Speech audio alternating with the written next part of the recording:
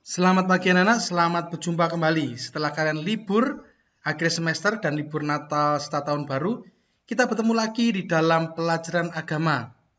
Sekarang kita memasuki pelajaran 3A, yaitu menghormati orang tua. Kita masuki pelajaran agama kelas 4 semester 2. Pada bab sebelumnya kita mempelajari tentang 10 perintah Allah. Dan juga kita melihat bagaimana tokoh-tokoh pemimpin Israel menghayati ketaatannya kepada Tuhan. Sekarang bagaimana dengan kita? Kita pun diajak untuk taat kepada Tuhan melalui sesama kita. Setelah kita mengetahui aturan-aturan di dalam 10 perintah Allah dan melihat teladan-teladan dari tokoh kitab suci, pada kesempatan ini kita mulai untuk bagaimana kita melaksanakannya di dalam kehidupan sehari-hari.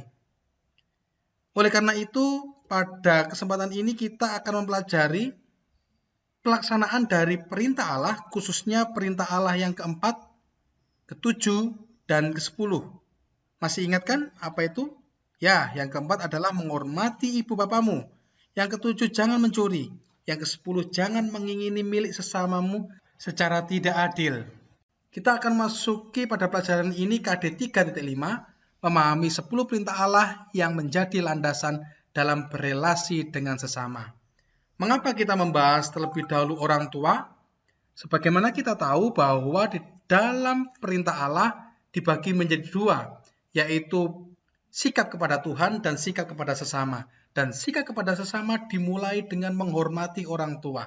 Karena bagaimana mungkin kita akan menghormati sesama atau orang lain kalau kita tidak bisa menghormati orang tua kita sendiri? Marilah kita mendengarkan sebuah kisah seorang anak yang kaya dan sukses menjenguk ibunya yang terbaring di rumah sakit, bergelut dengan penyakit yang nyaris merenggut nyawanya. Syukurlah sang ibu telah diizinkan pulang oleh dokter. Dengan segera si anak menjemput dan mengantar ibunya kembali ke rumah. Ketika di rumah, si anak mengeluarkan lembaran kertas untuk diberikan kepada ibunya. Ternyata isinya adalah tagihan selama perawatan di rumah sakit. Ibu itu membaca surat atau kertas dari anaknya yang isinya sebagai berikut. 1. Obat 12,5 juta. Kamar rumah sakit 8 juta. Uang lelah menjenguk 4 juta. Uang jaga malam di rumah sakit 3 juta. Uang untuk merawat ibu selama sebulan 5 juta.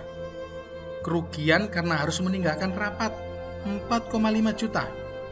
Bensin untuk perjalanan 1 juta dan lain-lain 10 juta.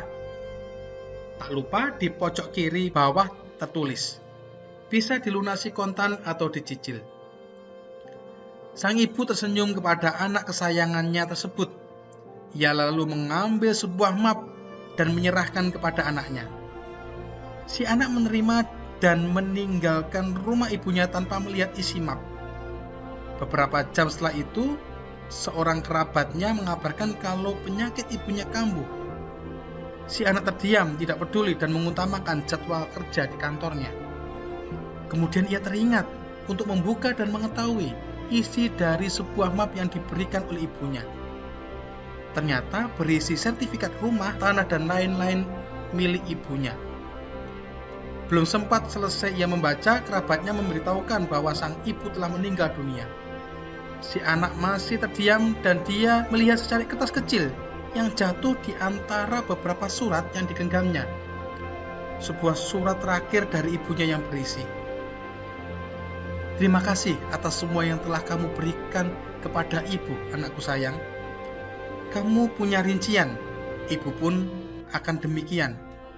Namun ibu merasa kurang dan tidak bisa mengisi beberapa harga yang pas untuk rincian ini. Untuk pembelian nutrisi selama kamu di dalam kandungan, gratis. Untuk 9 bulan ibu mengandungmu, gratis. Untuk biaya bersalin ditambah biaya kesakitan melahirkanmu, gratis. Untuk setiap malam ibu menemani kamu, gratis. Untuk semua saat susah dan air mata dalam mengurus kamu, gratis. Untuk membawamu ke kantor dan mengobati saat kamu sakit serta mendoakanmu, gratis. Untuk setiap tetes air susu ibu juga gratis. Untuk biaya sekolah, makan, tempat tinggal untukmu gratis. Untuk biaya pendidikmu hingga kamu dewasa dan sukses gratis. Untuk mengasihimu selama 30 tahun gratis. Anakku, dan kalau kamu menjumlahkan semuanya, akan kamu dapati bahwa harga kasih sayang ibu adalah gratis. Ibu cuma bercanda, anakku. Ibu serahkan semua ini sebagai warisan untukmu, sebagai pengganti biaya pengobatan ibu. Maaf, ibu tidak bisa memberimu lebih banyak. Maafkan ibu. Saat itu, tangis penyesalan dari anaknya itu pun tak terbendung.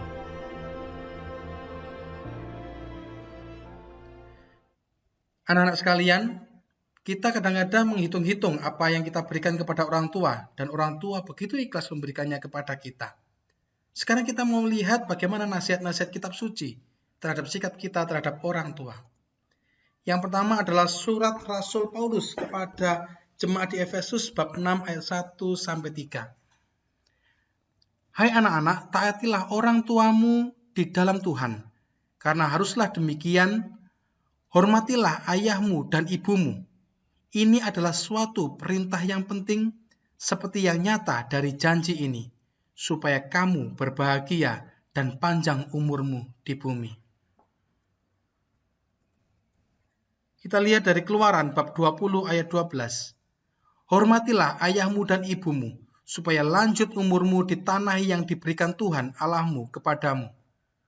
Ayat ini adalah ayat dari 10 perintah Allah yang diberikan Tuhan kepada umatnya. Kita juga bisa melihat dari Amsal bab 1 ayat 8. Hai anakku, dengarkanlah didikan ayahmu, dan jangan menyia-nyiakan ajaran ibumu. Dan yang terakhir adalah dari kitab Syirak bab 3 ayat 12-16. Anakku, tolonglah bapamu pada masa tuanya, jangan menyakiti hatinya di masa hidupnya. Pun pula kalau akalnya sudah berkurang, hendaklah kau maafkan. Jangan menistakannya sewaktu engkau masih berdaya. Kebaikan yang ditunjukkan kepada bapa tidak sampai terlupa, melainkan dibilang sebagai pemulihan segala dosamu. Pada masa pencobaan, engkau akan diingat oleh Tuhan, maka dosamu lenyap seperti air beku yang kena matahari. Serupa penghujat barang siapa meninggalkan bapanya, dan terkutuklah oleh Tuhan orang yang mengerasi ibunya. Dalam kitab suci diceritakan bahwa bangsa Israel hidup mengembara. Pengembaraan tentu membutuhkan badan yang kuat untuk dapat mengadakan perjalanan jauh, berpindah-pindah untuk mencari ladang subur bagi ternak. Oleh karena itu ada kemungkinan orang-orang tua yang tidak lagi kuat berjalan ditinggalkan oleh keluarga dan anak-anak mereka. Karena apa? Yaitu dianggap sebagai beban untuk mengganggu pengembaraan mereka. Maka dari itu sungguh menyedihkan jika anak-anak yang sudah memperoleh warisan berkat dan ternak bagi keluarganya itu kemudian meninggalkan orang tua mereka. Mereka tidak akan memperoleh berkat lagi di masa mendatang. Itulah sebabnya pada saat itu kita kalau melihat kembali dalam Syirak bab 3 ayat 12-16 ini sangat jelas bagaimana walaupun orang tua ketika sudah tidak berdaya, sudah sangat tua, kita pun harus menghargainya. Kita merawatnya dengan sepenuh hati dan penuh cinta. Keluarga kita sudah menetap, tidak berpindah-pindah. Akan tetapi dewasa ini sudah banyak keluarga yang memiliki hidup lebih sejahtera. Kendati demikian, apa yang dilakukan orang tua saat ini tidak berbeda dengan apa yang dilakukan orang tua yang diceritakan dalam kitab suci. Orang tua mendoakan, memberkati kita. Orang tua mengajari berdoa dan membaca kitab suci. Orang tua juga membiayai pendidikan kita. Orang tua yang mampu akan mewariskan hartanya kepada anak-anaknya. Namun orang tua yang kurang mampu, sekurang-kurangnya sudah mewariskan pendidikan yang baik kepada anak-anak sebagai bekal hidup. Mengingat ajaran Tuhan dalam kitab suci dan apa yang dilakukan oleh orang tua kita, apa yang kita lakukan selama ini sudah sesuai dengan ajaran Tuhan kah?